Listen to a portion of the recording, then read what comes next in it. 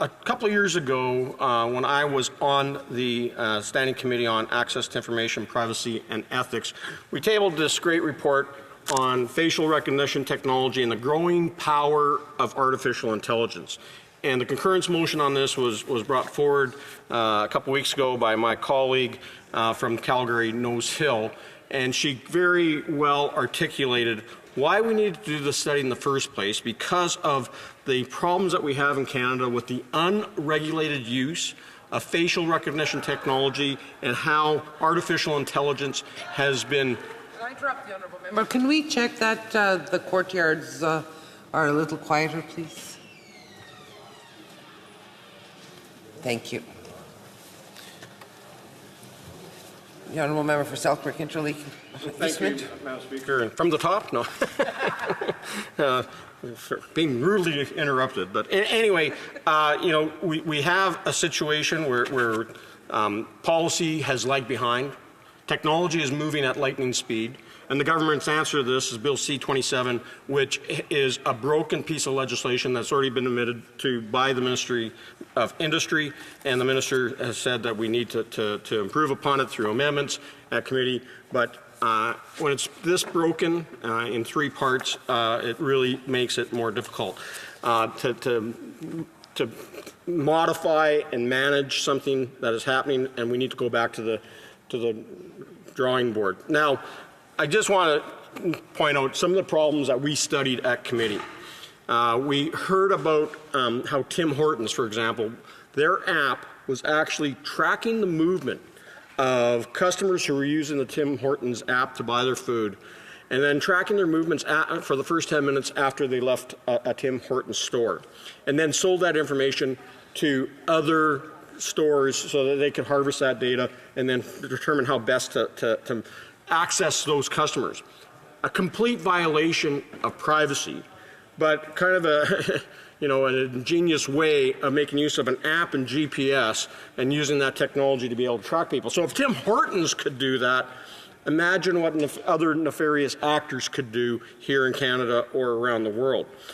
We also heard from a security perspective how the RCMP and other police agencies across this country made use of facial recognition technology that came out of the Clearview AI database. Now, the disturbing part of Clearview AI is that they went and scraped all their images to train their artificial intelligence from social media. So they're accessing Twitter, Facebook, Instagram, TikTok, and using all of that information and plugging it in.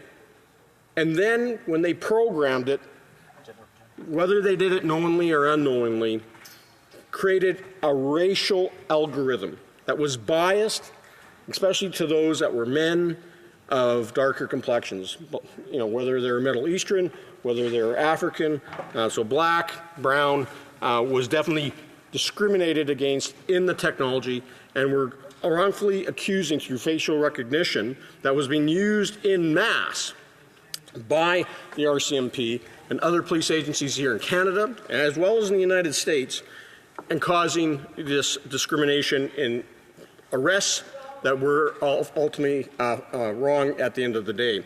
The same was happening with our Indigenous Canadians, who were also being wrongfully accused through the use of Clearview AI technology by the RCMP. We also had TELUS that were providing data and giving locations of people for tracking for things like COVID to the Public Health Agency of Canada. Again, a complete violation of the privacy rights of Canadians. And then we can't forget how we had, of course, the trucker convoy up here, but we had the public doxing of those that were part of the trucker convoy, that they were located by using GPS, and then someone was able to go into the system and map them out on Google Maps and publicly disclose their banking information as well as their home addresses. Complete violation of Canadian privacy. And so we dug in on this when we were part of the Committee on Ethics and Privacy and Protection of Information. Now, Madam Speaker, we want to make sure that individuals are aware of it, Public education needs to keep up. And at the end of the day, Madam Speaker, we need to make sure that there is the right to know that you're being your data has been collected either through facial recognition with all the cameras that we have around here on the Hill, never mind what's happening in other public spaces like airports and train stations, in stores, and there needs to be a public disclosure of that so people know when they're entering that there's proper signage, and we get into all of this in the recommendations. But also, people have the right to have that information disposed of, including images that may be left up on social media platforms, including images that have been collected by government agencies and corporations, because also employees are also exposed to this at work because there's cameras all over the place monitoring that when they leave that platform or they leave that employment or they are no longer on, supposedly on a watch list, then their data should be disposed of. And so that right to disposal is paramount to what happens. And of course, the government's answer to this was Bill C-27. They did answer the report too, and if I have time, I will get into their response to the report. But their response was Bill C-27, which I mentioned earlier. And I should just point out that, as conservatives, we believe that the digital data privacy is a fundamental right of all Canadians and urgently requires us to have the legislation, protections, and enforcement to guarantee the privacy of all Canadians. We also believe that Canada's digital policy framework is in dire need of modernization. It is outdated, it's stale, and the technology is moving much too fast.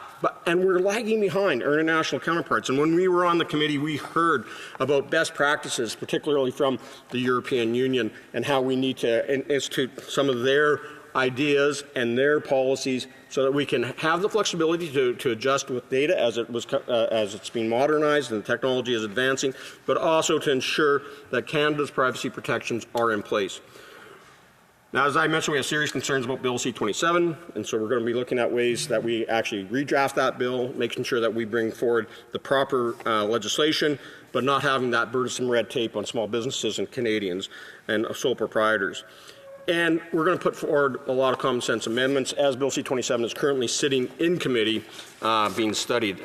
So we know that through the industry committee, I believe is where it's sitting, that as they do that study, that there needs to be lots of consultation as we had, and ultimately come down to the fact that we have the stakeholders' input, Canadians' input. We hear from security agencies as well as the government on what's needed and what plans there are. Some of the key problems we've got Bill C-27. So first is the Part 1, which is the Consumer Privacy Protection Act. So this Bill C-27 is an omnibus bill. It has 3 chunks of legislation in it. And we believe that it is the right of business to collect and use some personal information. But we also want to bring home greater privacy protections for individuals and charities and bring clarity for organizations, which is right now missing in that part of the bill. Then the government also set up, as Part 2, the Personal Information and Data Protection Tribunal Act. Now, putting in place a privacy tribunal appointed by the government to put Liberals in places to oversee the privacy protection of Canadians, we already know from all, as we've been debating here, like the Liberals that were appointed to the Green Slush Fund, the SDTC, ultimately ended in corruption. So we want to make sure that we don't have another layer of bureaucracy. We don't need to overburden this and slowing down the prosecutions for those that actually misuse and violate the privacy laws of Canada. We need to work more closely with the Privacy Commissioner and advocate for the removal of this tribunal. As the Privacy Commissioner has also said, it's completely unnecessary. So we believe that we want to have quicker prosecutions, quicker turnarounds, and remove the gatekeepers that the government is instead proposing. And then the final part of this bill is Part 3, Madam Speaker, and it is the Artificial Intelligence and Data Act, which I can tell you right now is outdated and broken, even though it's not even legislation yet. It was introduced in June 2022, and things have moved so quickly with things like ChatGPT, new generative AI systems, new facial recognition systems, that the act that's prescribed in there does not work, Madam Speaker. So we are concerned about giving too much regulatory power to the government on a system that's or a legislative and policy framework that's already outdated when Canadians need protection today on the technology of tomorrow. Questions and comments? Questions et commentaires. The Honourable Parliamentary Secretary to the Government House. Thank you, Madam Speaker. You know, as a member I know is aware, whether he wants to admit it or not, the government has actually been moving significantly on the whole issue of the internet, including how AI has really exploded over the last number of years. And having regulations in place and having legislation in place is in fact important. In fact, the first time I witnessed the Conservatives actually using AI was when they wanted to amend a piece of legislation, and I think using AI they came up with 20,000 amendments in committee, Madam Speaker, which was a record in itself. So we do know that the Research Bureau of the Conservative Party does use AI. The question I have for the member, using AI, there is a lot of benefit to it, but there's also drawbacks. Does he have any specific concerns in regards to drawbacks? The Honourable Member for Selkirk Interlake Eastman. Madam Speaker, I just say this, that with all the censorship that's been coming over from the government and all their various forms of legislation, and then looking at how they have failed to regulate and protect Canadians' privacy, using AI and to generate intimate images and properly prosecuting them. Instead of protecting our youth, they want to make everybody a criminal, or they want to censor the entire internet. And that's why Canadians do not trust these Liberals.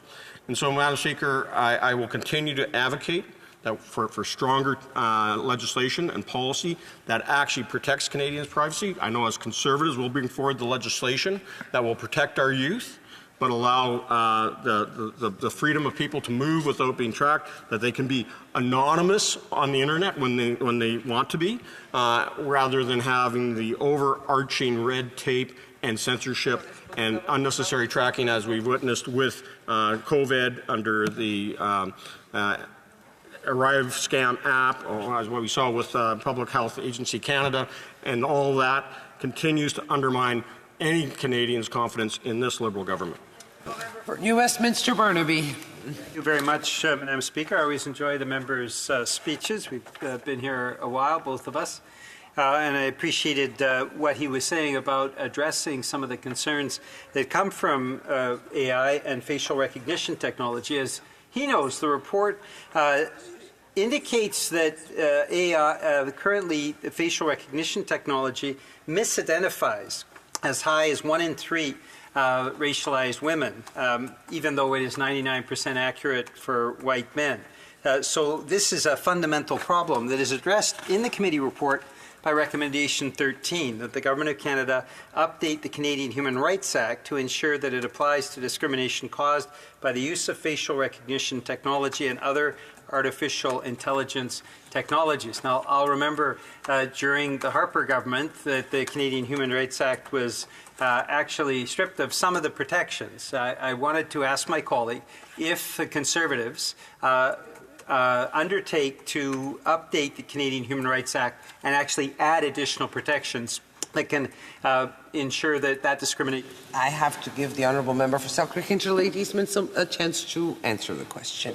Briefly. The member for his question. The first thing that we do, and it's in the recommendation number 18, is that we impose a federal moratorium on the use of facial recognition technology by all police and services to ensure that they aren't doing the racial discrimination. And as we see in recommendation number 6, that we want to make sure the algorithm tools also address racial technology. We know that that's also true in recommendation number 9, that there has to be a transparent disclosure on everything from race, age, and other unconscious bias that are existing in facial recognition technology, Madam Speaker. We have to fix it. That's why we need the moratorium right now, and Conservatives will make sure we get it right.